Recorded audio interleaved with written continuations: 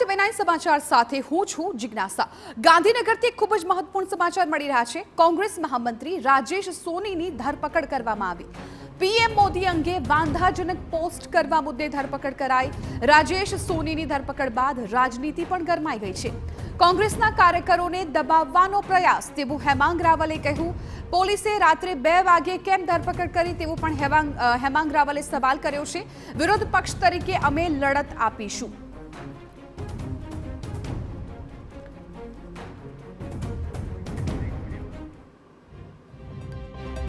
જે કાનૂની પોલીસ રાત્રે 2 વાગે એ અમારા એક કાર્યકર્તાને અમારા મહામંત્રીને જેના ઉપર કોઈ પોલીસ કેસ નથી એવાને જો પકડીને લઈ જતી હોય તો મારે પોલીસને પણ કહેવું છે કે આ બુટલેગરો ખુલ્લેઆમ ફરી રહ્યા છે। આ બુટલેગરો જે છે એ છે ગુંડાઓ છે, તલવારો લઈને આખા ગુજરાતની અંદર ત્રાસ કરી રહ્યા છે, દારૂના ધંધાઓ વકરી રહ્યા છે। એ લોકોને રાત્રે 2 વાગે પકડવા જાવ ને એ લોકોને શા માટે રાત્રે 2 વાગે નથી પકડતા? વિરોધ પક્ષ તરીકે અમને દબાવવાનો અને ડરાવવાનો પ્રયત્ન થઈ રહ્યો છે। તો બીજી તરફ ભાજપે કોંગ્રેસ નેતાના પોસ્ટ સામે સવાલ ઉઠાવતા કહ્યું કે કોંગ્રેસના મહામંત્રી કક્ષાના નેતાએ સેનાનું મનોબળ તૂટે એવી પોસ્ટ કરી હતી। રાજકીય રીતે પોસ્ટ થતી હોય પરંતુ કાયદા વિરુદ્ધની પોસ્ટ મૂકો તો પછી કાયદો કાયદાનું કામ કરે।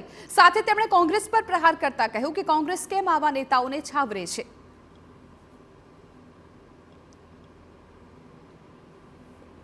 અને કોંગ્રેસના મહામંત્રી કક્ષાના નેતા ત્યારે આવી પોસ્ટ મૂકતા હોય તે પણ યોગ્ય નથી। પોલીસ દ્વારા જે પગલું લેવામાં આવ્યું છે તે પગલું પણ યોગ્ય છે અને જે પ્રમાણે કોંગ્રેસ દ્વારા એનો બચાવ કરી રાખવામાં આવ્યો છે તો મને એવું લાગે છે કે કોંગ્રેસ આવી વખતે પણ બચાવ કરે। જે લોકો સેનાના મનોબળ તોડવાની પોસ્ટ મૂકતા હોય એનો બચાવ કરે। આવી તો શું કોંગ્રેસના નેતાઓની મજબૂરી છે કે આવા નેતાઓનો બચાવ કરવામાં આવે કે જેને સેનાનું મનોબળ તોડતી પોસ્ટ એ વાયરલ કરી છે।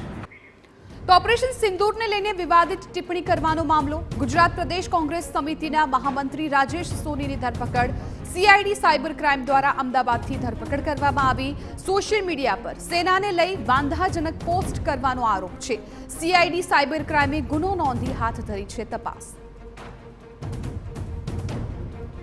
સીઆઈડી ક્રાઇમના સ્ટેટ સાયબર સેલમાં એક ગુનો દાખલ થયેલ છે જેમાં ઓપરેશન સિંદૂર વતે સિંદૂરના લાગતી અને સેનાને લાગતી એટલે ખોટી ટિપ્પણી કરવામાં આવેલ છે। એક બાબતમાં એક ગુના દાખલ થયું છે જેમાં રાજેશ સોની નામના માણસ જેમને આ ટિપ્પણી કરી હતી ફેસબુક ઉપર એમની ધરપકડ કરવામાં આવેલ છે।